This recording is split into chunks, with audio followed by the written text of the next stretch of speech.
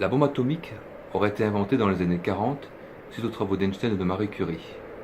En 1945, les États-Unis auraient lâché une bombe atomique sur Hiroshima. En fait, il ne s'agissait pas d'une bombe atomique, mais de milliers de bombes incendiaires. Les spécialistes trouveront certainement quelques erreurs parmi les arguments qui sont développés, mais il y a suffisamment d'incohérences, de trucages flagrants et d'impossibilités pour comprendre que la bombe atomique n'existe pas.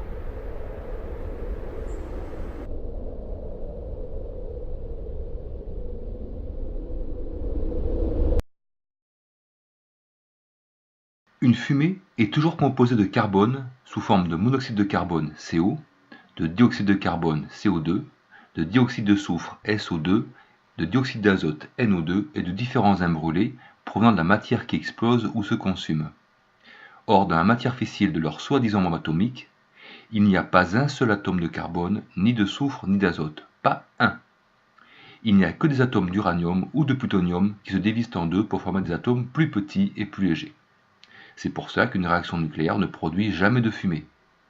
D'ailleurs, la réaction de fission avec de l'uranium dans les centrales nucléaires ne produit aucune fumée, alors que c'est exactement la même réaction en plus lent que dans une bombe atomique, dans une soi-disant bombe atomique.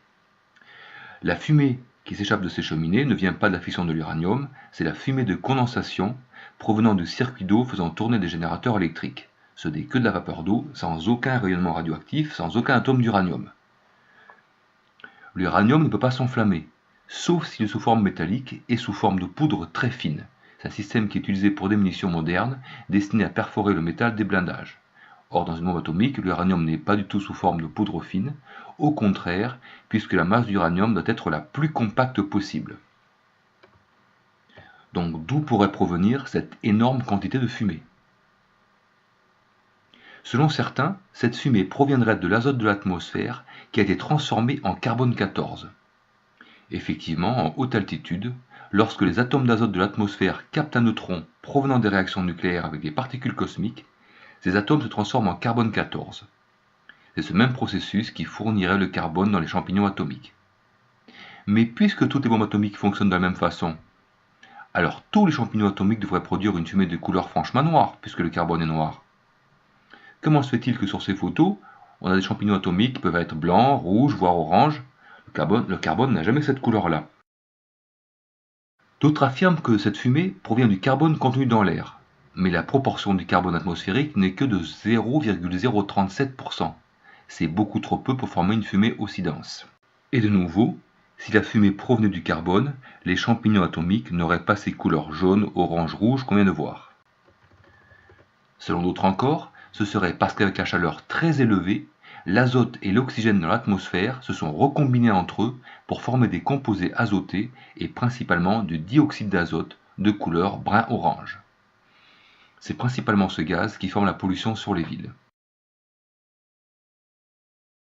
Mais le dioxyde d'azote est un gaz de couleur brun-orange. Donc si la fumée d'une explosion atomique provenait de la réaction de l'azote de l'atmosphère avec l'oxygène, alors toutes les explosions atomiques devraient montrer un champignon de couleur brun orangé, puisque la proportion d'azote atmosphérique est à peu près la même partout au niveau du sol. Or, plusieurs champignons atomiques ont une couleur franchement noire.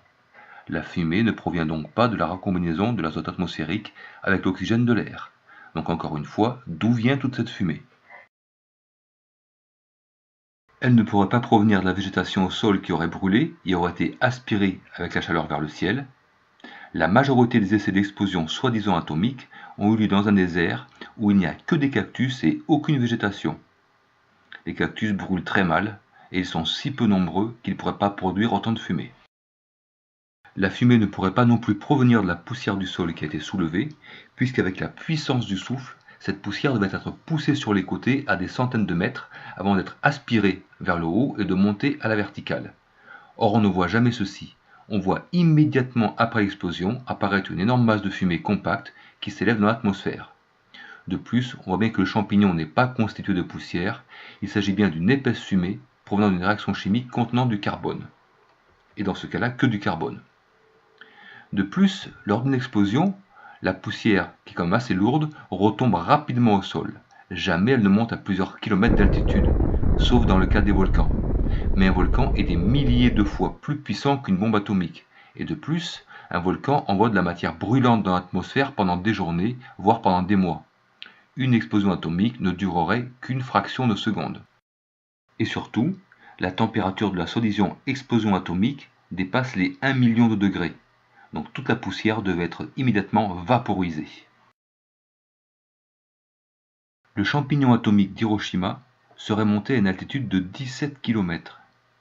Si on considère qu'il mesurait 100 mètres de diamètre, certainement beaucoup plus, cela fait un volume de plus de 100 millions de mètres cubes.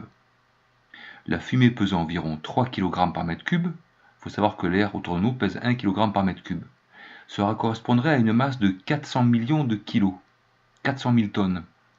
Il faudrait donc que l'explosion atomique éjecte 400 millions de kilogrammes de poussière du sol, ce qui correspondrait à un cratère de 300 mètres de large sur 2 mètres de profondeur. Or, les photos du point zéro d'Hiroshima ne montrent aucun cratère. On nous dit que l'explosion atomique avait eu lieu à 600 mètres d'altitude, donc cela ne pouvait pas former un cratère au sol. Admettons. Dans ces cas-là, d'où venait toute la fumée de ce soi-disant champignon atomique? Cela ne pouvait pas provenir des maisons incendiées, parce qu'une ville en feu ne produit pas un champignon de fumée, mais une nappe de fumée. Une réaction de fission atomique produit une lumière bleue caractéristique, qui est parfaitement visible dans le cœur des centrales nucléaires ou lors des accidents de criticité. C'est ce qu'on appelle l'effet Cherenkov. Puisque la réaction en chaîne dans une bombe atomique est exactement la même que dans le cœur d'une centrale nucléaire, mais en beaucoup plus rapide et avec de l'uranium beaucoup plus concentré, donc lors d'une explosion atomique, on devrait aussi voir un intense flash bleu. Or, aucune explosion atomique ne montre cette couleur bleue. Toutes les soi-disant explosions atomiques montrent un flash blanc très brillant, puis l'apparition d'un champignon très coloré, mais jamais de couleur bleue. Admettons alors que l'effet Cherenkov ne se produise que dans l'eau. Alors pourquoi les soi-disant explosions atomiques dans l'océan Pacifique sous l'eau ne montrent pas cette couleur bleue? Pour terminer, il faut savoir que moins de 2% de l'uranium présent dans la bombe atomique aurait subi la réaction en chaîne, soit environ 1 kg, soit le volume d'une grosse noix, parce que l'uranium est très lourd. Et donc un volume aussi petit pourrait produire les gigantesques explosions que l'on montre avec autant de fumée? Si l'explosion atomique existait, il n'y aurait qu'un flash intense d'énergie pure, comme un soleil, mais en aucun cas cela formerait un champignon de fumée.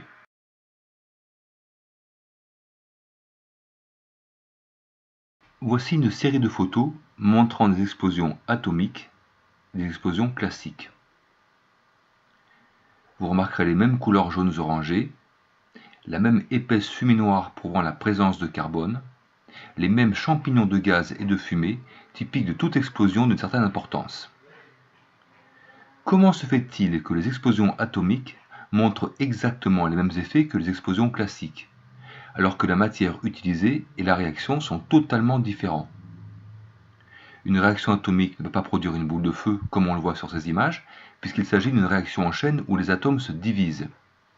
Alors que dans une explosion classique, les molécules présentes dans la matière explosive se décomposent et les atomes se recombinent entre eux et avec l'air environnant pour former une boule de gaz qui s'enflamme. Ces photos montrent en fait que les soi-disant explosions atomiques sont typiquement des explosions avec des réactifs classiques, TNT ou explosifs à base de napalm. Il faut aussi savoir qu'à partir d'une certaine puissance, toute explosion ou combustion produit un important champignon de fumée causé par les instabilités de type Rayleigh-Taylor. Cela n'est pas propre aux explosions atomiques. Wow. You okay, buddy? L'analyse des témoignages des premiers soi-disant tests atomiques prouve bien que ces explosions n'avaient rien d'atomique. Le 13 février 1960, la France a effectué un soi-disant essai nucléaire lors de l'opération Gervoise bleue en Algérie, encore française. Le test était dans le désert du Sahara, donc dans une zone où il n'y avait que du sable, pas un seul arbre. La bombe est installée sur une tour de 70 mètres de hauteur. Et un journaliste présent sur le site décrit ce qu'il voit. Écoutez bien. La boule de feu est immense. Elle vacille, on dirait qu'elle cherche son équilibre. Un pilier de fumée bouillonnante noire se dresse. On a l'impression d'un dépôt de pétrole qui brûle. Le journaliste dit bien « on a l'impression d'un dépôt de pétrole qui brûle ». Comment est-ce que la fumée d'une explosion atomique pourrait avoir l'aspect d'un dépôt de pétrole qui brûle? Un dépôt de pétrole en feu génère une épaisse fumée noire, donc contenant beaucoup de carbone. D'où provient ce carbone, puisqu'il n'y a pas un seul atome de carbone dans la matière fissile de la bombe atomique? Et on a vu qu'il n'y a pas assez de carbone dans l'atmosphère pour fournir une telle masse de fumée, ni assez d'azote pour que celui-ci se transforme en carbone 14. Voici pourquoi le journaliste décrit le champignon soi-disant atomique comme un dépôt de pétrole qui brûle. Le militaire Roland Weil et 3 autres conscrits se rendent au point zéro 1 heure juste après l'explosion pour effectuer des prélèvements et planter le drapeau français au centre du cratère. Étonnant, l'essai Gerboise bleue était 4 fois plus puissant que la bombe atomique d'Hiroshima, qui aurait tué immédiatement 70 000 personnes. Mais là, ces militaires vont 1 heure après l'explosion sur le point zéro sans ressentir aucune radioactivité. Ils auraient dû être au moins victimes de maux de tête, de nausées, de malaise, voire de brûlures. Pourtant, Roland Weil n'en parle pas et commande ceci. En arrivant à une centaine de mètres du point zéro, on ne pouvait plus rouler sur la route en bitume. Elle était toute fondue par la chaleur. On a continué à pied. Une grande cuvette était formée. C'était tout noir comme du cirage, noir et brillant, comme de la glace. Sur le point zéro, nous avions les pieds qui s'enfonçaient dans le sable, qui était chaud et noir. Il craquait sous nos pieds, comme si nous marchions sur du verre. Vous trouverez ces infos dans le livre « Les vétérans des essais nucléaires au Sahara » de Christine Chanton. En aucun cas, une explosion atomique ne peut transformer du sable en une masse noire et brillante. Si le sable subit une chaleur intense, il sera vitrifié et gardera sa couleur d'origine. On trouve parfois dans le désert du sable qui a été vitrifié par la foudre. Il a subi une température de plusieurs milliers de degrés, mais jamais il ne prend l'aspect du cirage, puisque pour avoir cette couleur noire, il faut nécessairement du carbone. Or on a vu qu'il n'y a pas un seul atome de carbone dans une bombe atomique. Encore une preuve que les soi-disant bombes atomiques contiennent un explosif avec beaucoup de carbone, TNT, napalm ou fioul, mais certainement pas de l'uranium. Sur le site où a explosé la première bombe atomique appelée Trinity, aux États-Unis, en 1950, on a trouvé du sable qui a été vitrifié par la chaleur de plusieurs milliers de degrés et serait devenu vert, parfois rouge. Ils ont appelé ce produit trinitite. On peut en acheter sur le net, et vous remarquez qu'un morceau de 11 grammes est vendu plus de 100 $. Bon business. Pourquoi lors des tests sur d'autres sites, et aussi dans des déserts donc avec du sable, les bombes atomiques ne produisent plus de trinitite, même pas un résidu y ressemblant? Les tests atomiques en Algérie française avaient laissé des cratères recouverts d'une matière noire comme le cirage. Mais aux États-Unis, on obtient du sable vitrifié de couleur verte. Pourquoi on n'obtient pas les mêmes effets alors que les bombes atomiques contiennent toutes exactement la même matière fissile, uranium ou plutonium, qui ne sont pas de couleur verte d'ailleurs? Pourquoi un résidu noir comme du cirage pour les essais français et des morceaux de sable vitrifié vert aux États-Unis? Et pourquoi ce sable deviendrait vert alors que ce n'est pas sa couleur d'origine? Est-ce qu'ils auraient fabriqué eux-mêmes cette trinitite pour donner plus de réalité à ces tests atomiques? Mais comme ensuite ils ont fait plusieurs centaines de ces soi-disant tests atomiques, ça devait être trop fastidieux à préparer puis à épandre sur le sol de façon naturelle, alors ils ont abandonné l'idée de la trinitite. Si on se donne le temps d'analyser de près les images des soi-disant tests atomiques, on trouve systématiquement des incohérences. À l'époque où ont été faits ces montages, les gens ne pouvaient voir les films qu'au cinéma ou à la télévision. Ils ne pouvaient pas revenir en arrière ou ralentir les images pour mieux analyser ces films. Maintenant qu'on peut le faire, ces trucages sont nettement visibles. 5, 4, 3, 2, 1. Voici l'explosion de la bombe Baker, et regardez bien les nuages que j'ai encadrés avec un cadre rouge. J'ai mis le cadre sur le côté pour bien qu'on se souvienne de la forme de ces nuages. Et regardez, après l'explosion, les nuages qui ont été engloutis par le champignon atomique se retrouvent exactement les mêmes. On voit l'image au ralenti. Vous voyez ces images donc, que j'ai encadrées, ces nuages que j'ai encadrés. L'explosion atomique va littéralement engloutir ces nuages. Regardez bien, c'est très net, c'est pas un effet de perspective. Et ensuite de cela, les voici qui réapparaissent exactement identiques. Comment expliquez-vous qu'une explosion atomique beaucoup plus puissante que celle d'Hiroshima, qui génère une température de plusieurs milliers de degrés, un souffle de plus de 1000 km/h, laisse ces nuages réapparaître après l'explosion? Autre élément curieux, l'explosion de cette bombe Baker, soi-disant atomique, était plus puissante que celle d'Hiroshima. Comment se fait-il que l'avion et les militaires sont situés à la verticale, à quelques kilomètres au-dessus de cette explosion, et n'en subissent pas les effets, la radioactivité se propageant à la vitesse de la lumière? Il devrait au moins y avoir les films qui sont marqués par cette radioactivité.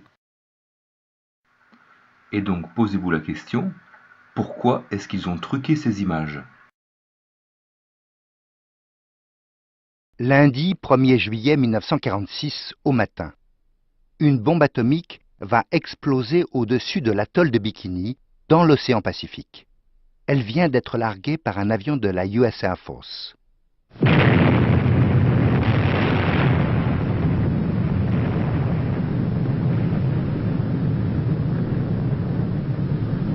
Cette bombe a pour nom Able.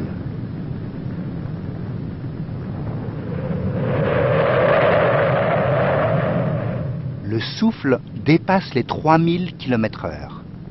Quelques jours plus tard, le 23 juillet 1946, dans le même atoll de Bikini, une deuxième bombe de même puissance explose sous la surface de l'eau.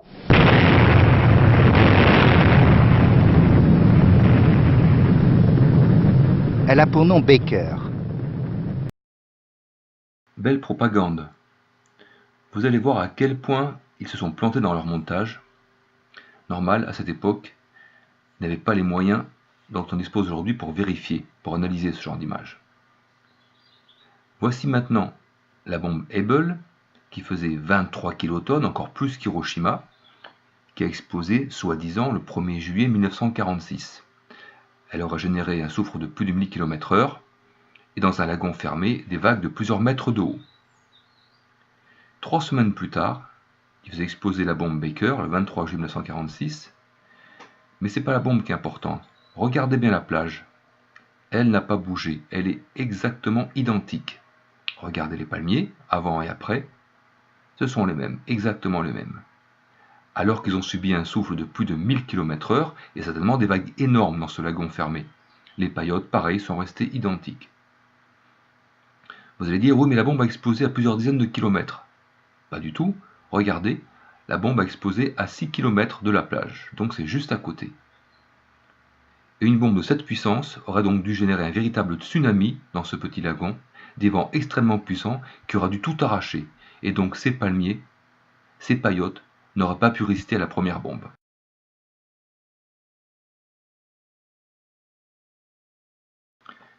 Comment expliquez-vous ces incohérences, ces trucages évidents? Et si vous regardez et analysez d'autres vidéos et d'autres photos de bombes atomiques, en faisant attention, vous trouverez systématiquement d'autres incohérences flagrantes. Et puis il y a un élément curieux.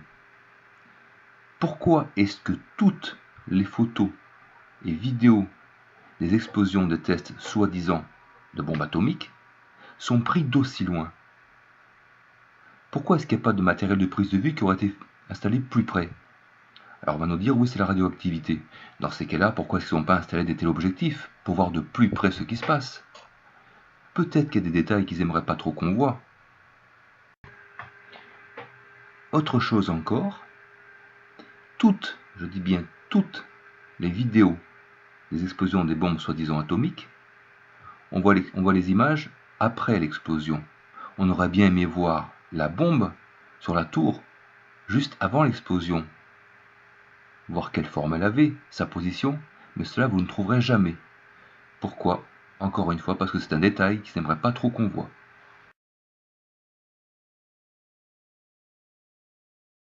Voici la photo officielle de la bombe atomique qui aurait soi-disant explosé sur Nagasaki. Mais regardez bien, la partie du haut ne colle pas du tout avec la partie du bas. On voit clairement qu'il s'agit d'un montage. Par exemple, la colonne de fumée noire est clairement en avant-plan, alors que le champignon blanc est en arrière-plan. Et pourquoi ce pilier de fumée noire s'arrête brusquement et se transforme en un champignon blanc, qui en plus est décalé sur le côté? Regardez bien, vous serez de mauvaise foi si vous pensez que cette photo est normale. Comment croire à leur histoire de bombe atomique s'ils nous montrent des photos qui sont clairement truquées?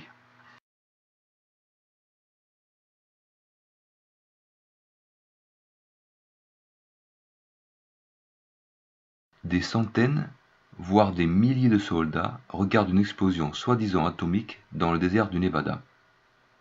Normalement, une bombe atomique dégage une intense radioactivité, brûlant, voire tuant immédiatement tout ce qui est aux alentours.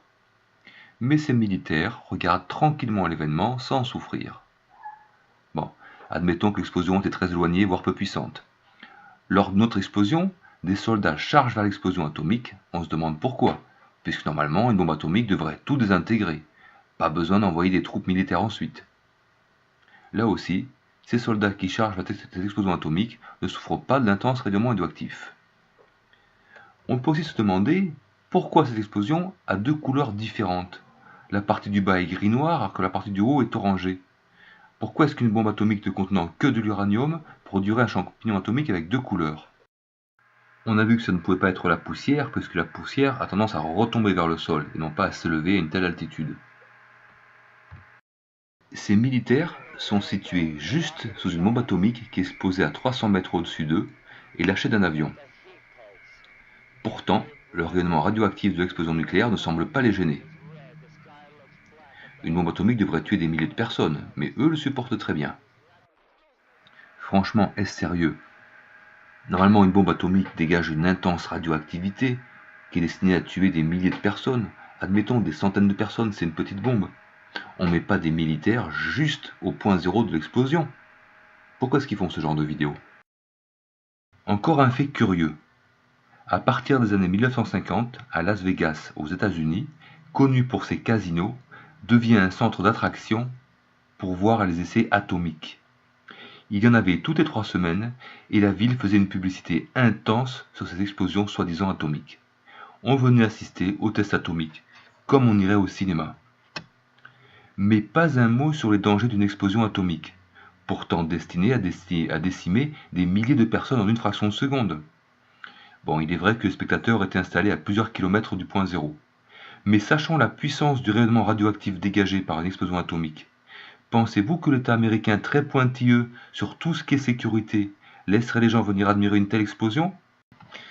Et est-ce que vous seriez allé vous installer sur des fauteuils pour admirer ce spectacle?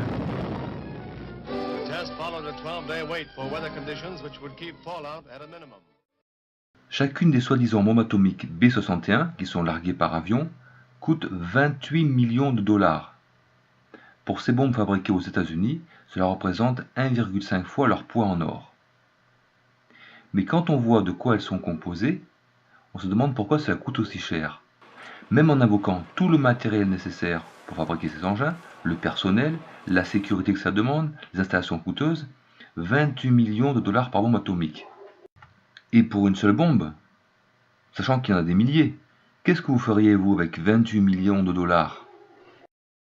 En 2012, les États-Unis ont dépensé plus de 10 milliards de dollars pour améliorer ces bombes, dont 1 million de dollars par bombe pour améliorer le système d'aileron.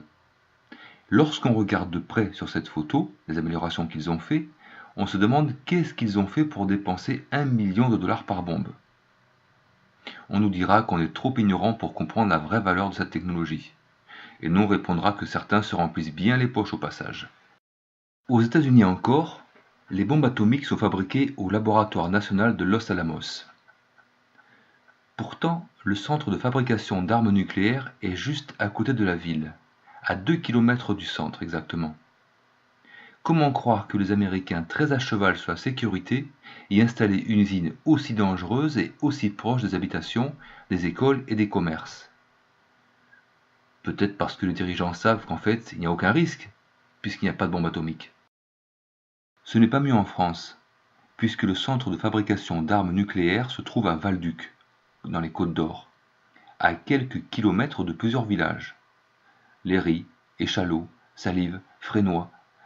À côté du site où sont fabriquées les armes de destruction les plus dangereuses du monde, on trouve des villages, des fermes, des champs. Mais si on fabriquait vraiment des armes atomiques, les usines de construction seraient situées à des dizaines de kilomètres de toute habitation civile, non? Il y aurait plus de 17 000 missiles à tête nucléaire répartis dans plusieurs pays, principalement aux États-Unis, en Russie, au Royaume-Uni, en France et en Chine. Pourquoi aucun de ces missiles n'a jamais été utilisé? Pourtant, c'est avec une prétendue bombe atomique que les Américains ont arrêté la guerre contre le Japon. Pourquoi est-ce qu'ils n'ont pas aussi utilisé une bombe atomique contre les autres pays où ils menaient une guerre? Ça aurait été beaucoup plus simple, beaucoup plus rapide, moins onéreux d'envoyer des missiles à tête nucléaire sur le Vietnam, où il y a eu plus de 3 millions de morts, dont 60 000 soldats américains. On nous dira que c'est pas éthique, mais les guerres ont tué plus de 1,2 million de personnes dans le monde depuis 1990, avec des bombes et armes classiques. Éthiopie.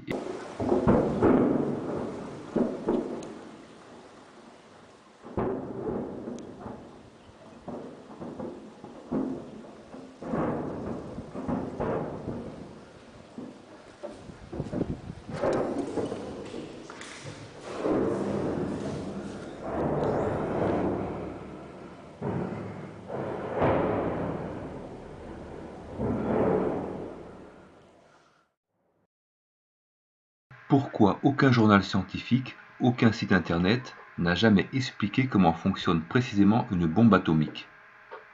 Les informations qu'on trouve sont très superficielles et ne donnent aucun détail technique. Alors cela n'a aucun sens de répondre qu'il s'agit d'un secret militaire, parce que fabriquer une bombe atomique serait tellement complexe qu'il faudrait des industries lourdes et du personnel ultra qualifié. Seul un État disposant d'infrastructures lourdes et organisées pourrait se lancer dans une telle entreprise, et cela se saurait rapidement. Ce serait donc inaccessible aux groupes terroristes et encore moins à des particuliers. Il n'y a donc aucun risque à faire paraître un article scientifique sur la bombe atomique. Si cela n'a pas été fait, c'est parce que la supercherie serait rapidement découverte. Avec les sommes énormes qu'ils détournent, ils ont les moyens d'entretenir la désinformation et la propagande. Ils ont les moyens de corrompre les gouvernements. Par exemple, aux États-Unis, il est interdit de diffuser des informations sur la prétendue bombe atomique, sous peine de mort ou d'emprisonnement. C'est l'Atomic Energy Act de 1946, section 10. Finalement, quelle preuve avez-vous que la bombe atomique existe? Est-ce que vous avez déjà vu une explosion atomique autrement que sur des vidéos? Est-ce que vous avez déjà vu des personnes qui ont vu une explosion atomique? Certains militaires français ont vu des tests soi-disant atomiques, mais ces militaires étaient situés à plus de 30 km de l'explosion.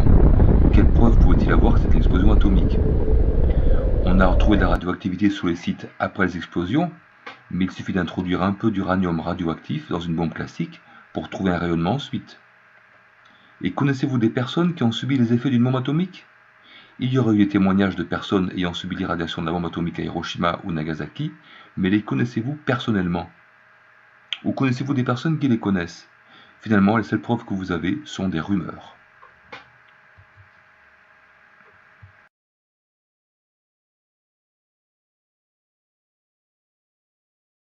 Le 13 février 1945, les États-Unis détruisaient la ville de Dresde en Allemagne en larguant 4000 tonnes de bombes incendiaires au phosphore avec les forteresses volantes B-29. Les mois suivants, ils ont fait de même sur 68 villes au Japon: Tokyo, Sendai, Osaka, Kurume, Maebashi, Mitsubishi, Kagoshima, Kobe, etc., tuant près de 900 000 personnes. Le 6 août 1945, à 8h15, les États-Unis ont soi-disant largué une bombe atomique sur Hiroshima au Japon. Comment est-ce possible que la ville de Dresde en Allemagne et les autres villes bombardées au Japon avec des bombes incendiaires présentent exactement le même type de dégâts qu'à Hiroshima et Nagasaki, soi-disant bombardées avec une bombe atomique? Parce qu'en fait, il ne s'agissait pas d'une bombe atomique, mais de milliers et de milliers de bombes incendiaires classiques. En 1908, une formidable explosion s'est produite en Sibérie, dans la Togunska. On suppose qu'il s'agit d'une météorite qui aurait explosé au-dessus de la forêt. À partir d'un point central, tous les arbres ont été couchés en radiant autour du centre de l'explosion. La bombe atomique ayant aussi explosé au-dessus de Hiroshima, tous les arbres et les bâtiments en bois devraient être couchés en rayonnant autour de ce point central. Mais quand on regarde la photo du point zéro, on voit qu'il n'y a aucun radiant. Ça signifie donc qu'il n'y a pas eu une seule explosion provenant d'une bombe atomique, mais des milliers et des milliers de bombes incendiaires larguées partout sur la ville.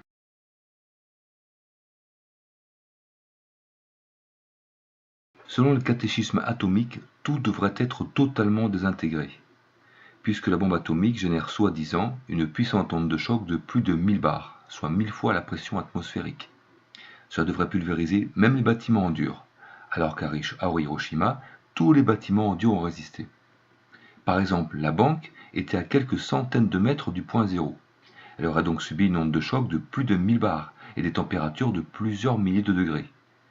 Pourtant, elle ne semble pas avoir subi de tels effets. Elle semble plutôt avoir subi un incendie, au lieu d'une bombe atomique. D'ailleurs, la banque a réouvert 2 jours après le bombardement, alors qu'il devrait normalement rester une intense radioactivité. Et le bâtiment est encore debout aujourd'hui et utilisé normalement. La bombe atomique aura explosé ici, dans le centre-ville d'Hiroshima. S'il s'agissait vraiment d'une bombe atomique, les rues devraient être recouvertes par les débris des maisons soufflés par la puissante explosion. Il s'agissait en fait de bombes incendiaires. Celles-ci ont mis le feu aux maisons en bois et papier qui se sont effondrées sur elles-mêmes sans que le débris soit soufflé sur les routes. C'est bien ce qu'on voit sur ces photos. Les débris n'ont pas été pulvérisés par la puissante onde de choc d'une bombe atomique en recouvrant les rues, mais se sont accumulés, amassés, là où les maisons s'effondraient en brûlant. Les ponts auraient dû s'écrouler sous l'onde de choc. Pourtant, eux aussi sont restés intacts, alors qu'ils supportent très mal les explosions. Le pont Ayo était à 300 mètres du centre. Pensez-vous qu'une bombe ayant l'énergie de 15 000 tonnes de TNT ne pulvériserait pas ce pont ? Pensez-vous que le goudron serait resté intact après une température de plusieurs milliers de degrés ? Comment expliquer que quelques heures après l'explosion, on voit les gens se promener parmi les décombres sans aucune protection ? L'explosion d'une bombe atomique devrait irradier la zone et personne n'aurait pu rester sans être pris de nausées, de maux de tête terribles, de vomissements, voire d'évanouissements. Pourtant, sur cette photo, les patients ne semblent pas subir les effets de la radioactivité. Parce qu'en fait, il ne s'agit pas d'une bombe atomique, mais de bombes incendiaires. Et une fois que le feu est éteint, il ne reste plus que les décombres, sans aucune radioactivité, sans aucun danger. Comment se fait-il que les Japonais ont reconstruit la ville aussi rapidement après le bombardement ? Pourtant, la radioactivité met des années avant d'être négligeable. 40 ans après Tchernobyl, les lieux sont encore irradiés, mais pas Hiroshima ? Et est-ce que vous reconstruirez votre maison là où a explosé une bombe atomique ? Où sont les dizaines de milliers d'irradiés ? Selon les informations officielles, il y aurait eu au moins 60 000 personnes irradiées à Hiroshima et Nagasaki. Voici les seules photos qu'on peut trouver. Même pas une dizaine. Cela fait bien peu sur un total de 60 000 irradiés. Pourquoi n'existe-t-il aucun centre pour suivre ces dizaines de milliers de personnes ? Il y a bien le ABCC, Atomic Bomb Casualty Commission, construit sur la colline de Ijiyama. Mais il ne s'agit pas d'un centre de soins pour les victimes, ce sont des bâtiments destinés à étudier les effets de la bombe atomique à Hiroshima, et sans doute à produire une propagande sur la bombe atomique. Donc où sont soignées et suivies ces victimes ? On trouve plusieurs rapports soi-disant médicaux sur les irradiés de Hiroshima et Nagasaki. Pourquoi des rapports aussi complets, mais aucun centre médical pour suivre ces personnes ? Ces documents ne prouvent rien, ce sont des centaines de pages d'informations ne correspondant à rien de concret et vérifiable. Où sont les 60 000 irradiés d'Hiroshima et Nagasaki encore une fois ? Ce sont des personnes qui auraient aujourd'hui entre 70 et 100 ans. Même si partie d'entre eux sont morts, il devrait en rester quelques dizaines de milliers. Où sont-ils ? Pourquoi ils ne se manifestent pas ? Lors de la dernière cérémonie d'anniversaire avec le président américain Obama, seuls 2 ou 3 vieillards étaient présents. Et les milliers et les dizaines de milliers d'autres victimes ne se sont pas déplacées pour cet événement. Combien existe-t-il de photos de l'explosion atomique prises depuis Hiroshima ? 2 photos. Pourtant, il y avait plus de 100 000 personnes dans cette ville au moment du bombardement. et parmi les Japonais présents, aucun n'a pris de photos. Pourtant la photographie existait depuis près de 100 ans, au moment du bombardement d'Hiroshima au Japon. La marque japonaise Nikon, produisant les meilleurs appareils photo du monde, existait depuis 1917. Mais en 1945, il n'existe que 2 photos du bombardement.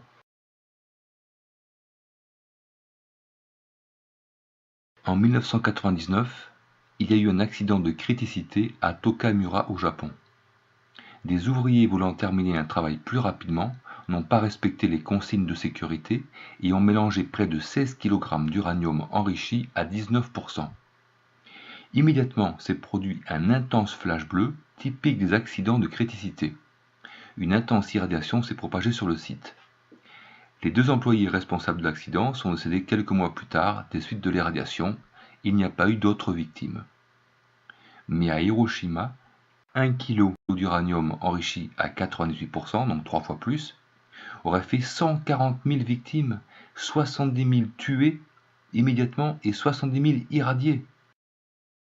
Encore une fois, il y a eu bien des dizaines de milliers de victimes à Hiroshima et Nagasaki, non pas à cause d'une bombe atomique, mais à cause de plusieurs milliers de bombes incendiaires. Comprendre la théorie d'une bombe atomique permet de comprendre pourquoi cela ne peut pas fonctionner. J'ai simplifié au maximum les explications pour ceux qui ne sont pas familiers avec l'atome. Selon la science, toute la matière est composée d'atomes.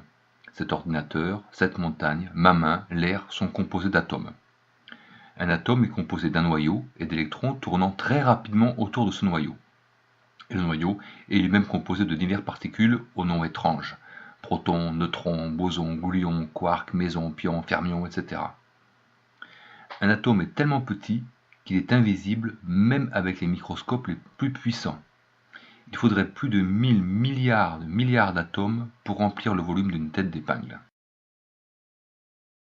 Lorsqu'un atome est très lourd, comme l'uranium, il est instable et se brise facilement en 2, soit de lui-même, soit parce qu'il a capturé un neutron. L'atome brisé libère 2 ou 3 neutrons. C'est ce qu'on appelle la fission nucléaire qui produit de la chaleur et de la radioactivité. Lorsqu'il y a peu d'uranium, les neutrons sont éjectés de la masse et la réaction s'arrête rapidement. Peu de radioactivité est émise, c'est pour cela que les techniciens dans les centrales nucléaires peuvent manipuler de petites quantités d'uranium à main nue. Mais lorsque cette masse atteint 48 kg, on appelle ça la masse critique, alors se déclenche une réaction en chaîne. Chaque neutron sortant d'un noyau d'atome va briser un autre noyau d'atome, celui-ci va libérer 2 ou 3 neutrons qui vont briser d'autres noyaux d'atomes et ainsi de suite. En une fraction de seconde, des milliards et des milliards et des milliards d'atomes vont être brisés, dégageant de la chaleur et de la radioactivité. Cette réaction en chaîne produit 1 million de fois plus d'énergie que la réaction de combustion du pétrole. C'est cette chaleur qui est produite dans le cœur d'une centrale nucléaire pour produire de l'électricité. Une bombe atomique fonctionne en théorie exactement comme une centrale nucléaire. La seule différence étant que dans une centrale nucléaire, on ralentit la réaction en utilisant un modérateur, ainsi la même masse d'uranium va lentement libérer son énergie pendant des années. Dans une bombe atomique, il n'y a pas de modérateur et la réaction en chaîne se produit instantanément. En théorie, parce qu'on va voir qu'une bombe atomique ne peut pas fonctionner.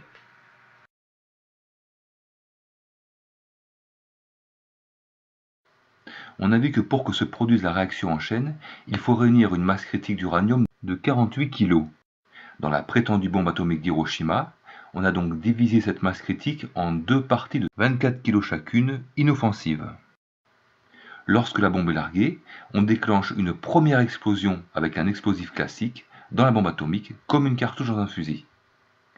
Les anneaux d'uranium sont projetés dans un tube et vont aller s'encastrer sur un axe aussi en uranium, afin de tout réunir en un seul bloc et d'obtenir la masse critique et soi-disant l'explosion atomique.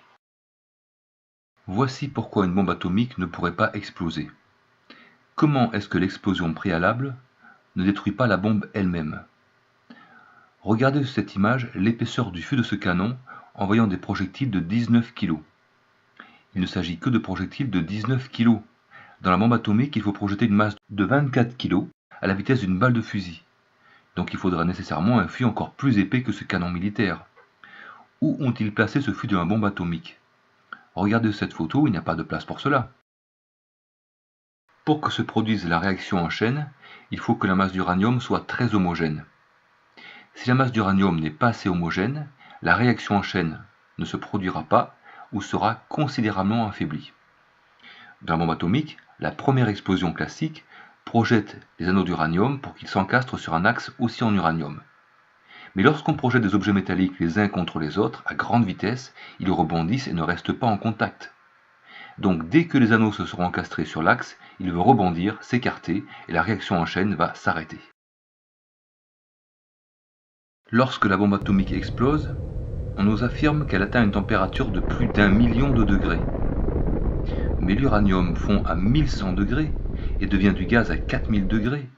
Il devrait donc être immédiatement vaporisé, ce qui arrêterait là encore immédiatement la réaction en chaîne et donc l'explosion. Lorsqu'un noyau d'atome est brisé, les neutrons sont éjectés à une vitesse de 20 000 km par seconde, 72 millions de km/h. C'est très rapide. Un neutron éjecté ferait le tour de la Terre en 2 secondes. C'est pour cela que dans une centrale nucléaire, on ralentit les neutrons avec un modérateur pour augmenter les possibilités qu'ils soient capturés par un atome. Mais le cœur du réacteur d'une centrale nucléaire a un volume de 170 000 litres et plus, alors que le volume d'uranium dans une bombe atomique ne fait que 3 litres, que l'uranium pèse très lourd. Par conséquent, les neutrons vont s'échapper trop rapidement de la masse d'uranium pour qu'ils soient captés par des noyaux d'atomes. Trop peu d'atomes seront brisés et la réaction en chaîne ne pourra pas se produire. Si vous êtes un technicien du nucléaire et pensez que ces explications sont un peu trop simples, penchez-vous un peu plus sur la question du fonctionnement de bombes atomiques et vous verrez que ça ne peut pas fonctionner.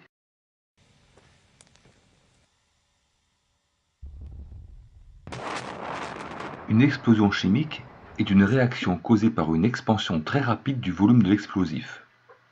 Les molécules de l'explosif se décomposent en atomes, puis se recomposent en formant de nouvelles molécules plus petites.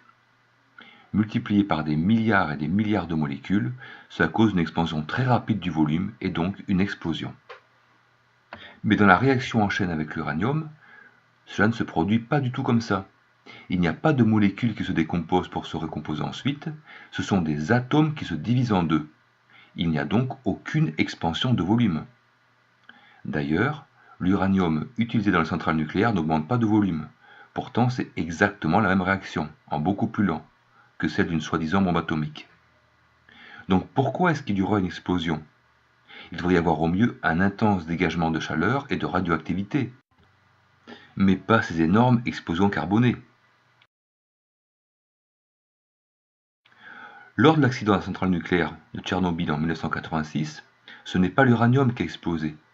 Suite à une erreur de manipulation, la réaction nucléaire s'est emballée, la chaleur du corps du réacteur a brutalement augmenté et l'eau de refroidissement s'est transformée en vapeur en augmentant énormément son volume.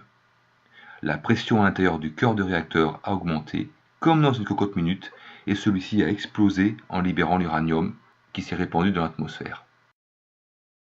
Il y a déjà eu plusieurs accidents où une réaction en chaîne s'est amorcée, produisant un flash bleu et un intense rayonnement radioactif. C'est ce qu'on appelle un accident de criticité. Mais dans tous ces accidents, il n'y a jamais eu d'explosion, uniquement un intense flash bleu et un dégagement de radioactivité qui a pu irradier les techniciens présents. Au final, si vous rassemblez une masse critique d'uranium, vous obtiendrez un fort dégagement de chaleur et de radioactivité, mais certainement pas les explosions qu'on nous montre.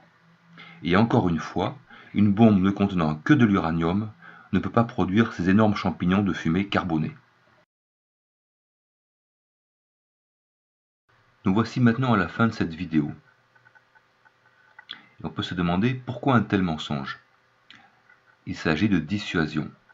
Montrer aux autres pays qu'on dispose d'une arme terrifiante pouvant tuer des centaines de milliers de personnes en une fraction de seconde. Nous faire peur est aussi un moyen pour maintenir la dépense militaire au maximum. Mais cela mène une question.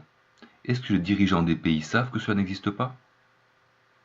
En tout cas, cela rapporte des sommes énormes aux fraudeurs.